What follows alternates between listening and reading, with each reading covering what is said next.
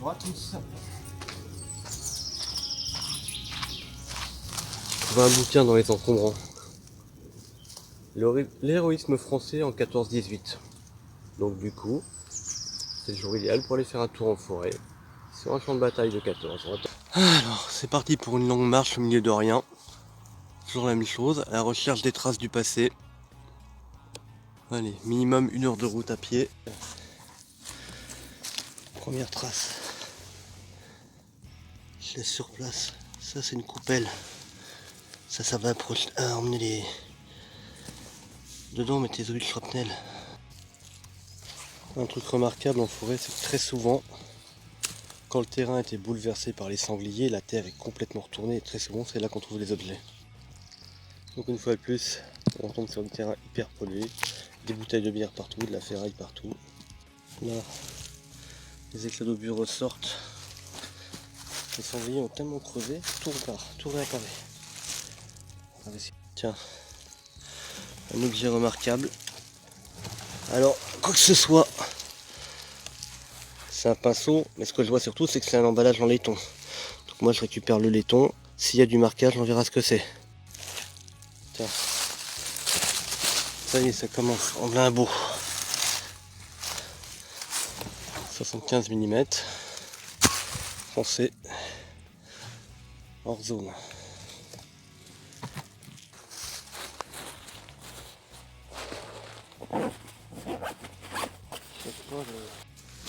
Un petit obus égaré, il restera là.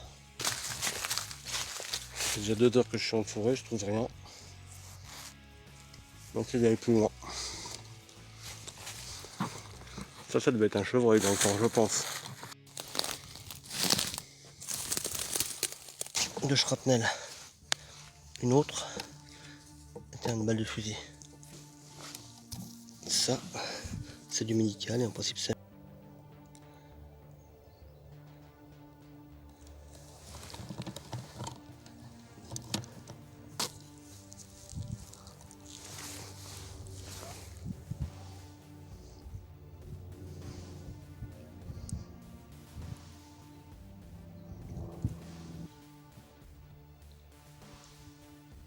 Il y en a 2. C'est magnifique. Ça au départ je pensais que c'était un caillou, mais en fait c'est un isolateur électrique. Je vais le garder, s'il y a du marquage tant mieux, s'il n'y en a pas, je regarderai à quoi ça peut correspondre, je pense que c'est américain. Une grosse, très grosse prise de courant, je récupère. Ça c'est un reste de bouteille de coca, et pour ceux qui détectent, je vous montre un truc tout con. Sur le côté de la bouteille, il y a la date. Donc là c'est ou 45 ou 55, j'arrive pas à lire. Et très souvent les Américains ils foutaient le feu à leur poubelle, c'est comme ça qu'on repère aussi. Voilà. Dommage. Dernier vestige d'un encrier Waterman. Un gros morceau de cuivre. Ça. Et une gabelle en alu. Je sais pas ce que c'est. Une casserole sans doute. Nettoyer la casserole. Vite fait. Et bassin américain. Pareil. Trouvaille du jour. Avec une barre. Ça ressemble à un morceau de gamelle. Il y a un peu de camouflage, on verra ce que c'est. Pour continuer la journée, caractéristique, hein. Au hasard un encrier Waterman. Équipement militaire.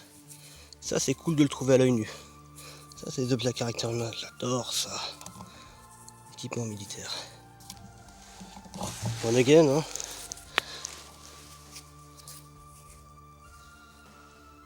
Celui-là il est quoi? Bon bah encore un encrier, hein. C'est un peu la journée de l'encrier. Ce matin j'étais venu là, mais ça je l'avais pas vu, j'avais ramassé des morceaux d'aluminium pareil. Ça vous savez ce que c'est? C'est tout ce qui reste d'une caisse allemande de la Seconde Guerre mondiale. Il en reste pas grand chose. Du tout. Bon, bah on récupère, hein. C'est de l'alu. Voilà, fini par en trouver une. Une fusée de la guerre de 14.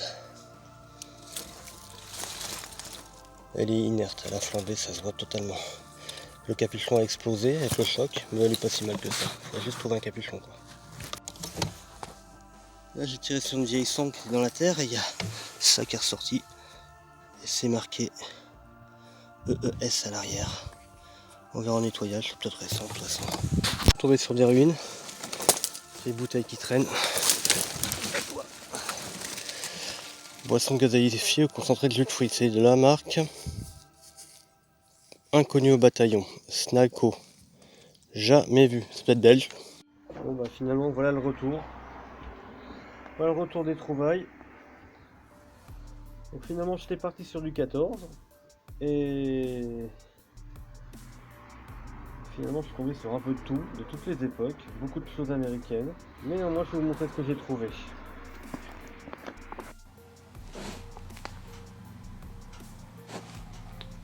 Voilà, j'ai nettoyé une partie des objets trouvés hier et hier matin et avant-hier. Parce que j'y suis allé quand même 2 ou 3 fois. Donc j'ai trouvé quelques petites choses hier que je vous ai filmées et je te mets en rate de caméra. Donc il y a beaucoup de choses que je ne vous ai pas montrées.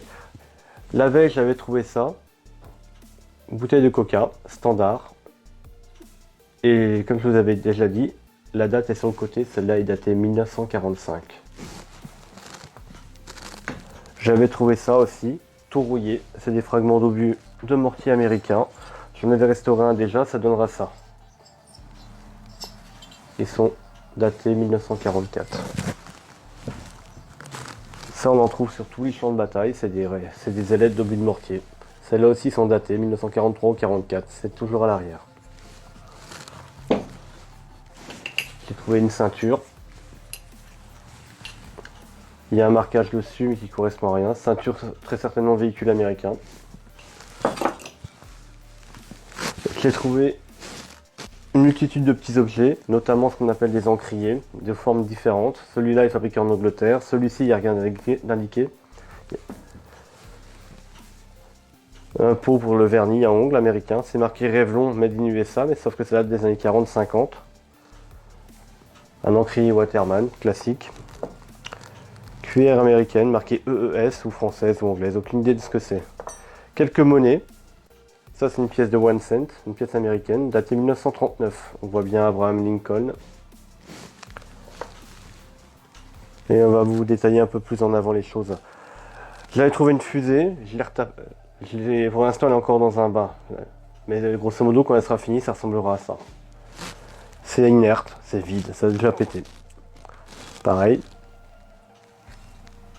Fusée d'obus de 75, un grand classique du champ de bataille, c'est vide. Un briquet. Ça c'est médical américain, c'est bien marqué propriété des USA, property of the United States, et une petite dose pour aller avec. Le pinceau, bien marqué Made in France avec un coq dessus, ça c'est pour la ferraille. Une fusée vide américaine, explosée, j'ai récupéré. Sur les champs de bataille on trouve aussi ça très souvent, c'est des bagues d'obus. Ça servait à guider dans les rainures du canon. Encore une bague que j'ai découpée. J'ai trouvé 2 boutons français de la guerre de 14. C'est ce qu'on mettait sur les musettes modèle 1892 Cachelot, par exemple. Et des monnaies françaises, trouvées la dernière fois, et celle-là trouvée hier. 1943 et l'autre 1953. Donc ça je l'avais pas montré, mais ça c'est un truc que j'ai trouvé au retour. Au départ j'avais récupéré simplement les morceaux d'aluminium pour le recyclage simplement. Et il s'avère que ces morceaux informes, c'est les restes du couvercle d'une caisse allemande pour MG34-42.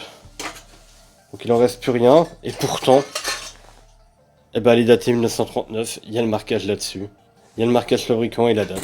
C'est tout ce qui reste de la caisse, elle est complètement morte, mais voilà, il reste quand même ça. Et j'ai quand même trouvé des petites choses sympas, j'ai quand même trouvé de la monnaie. J'ai trouvé un petit bouton, là on le voit pas bien sur la caméra, je le ferai un détail après. C'est un petit bouton écossais. Donc on voit bien les détails. Je ferai des photos de ces petits objets. Ça qui est cool en forêt qu'on arrive au mois de mars et que tout a été déterré, c'est que les objets ils apparaissent quasiment à même le sol dans certains coins. Donc il y a eu beaucoup de passages militaires dans cette petite forêt, en tout cas ça c'est clair.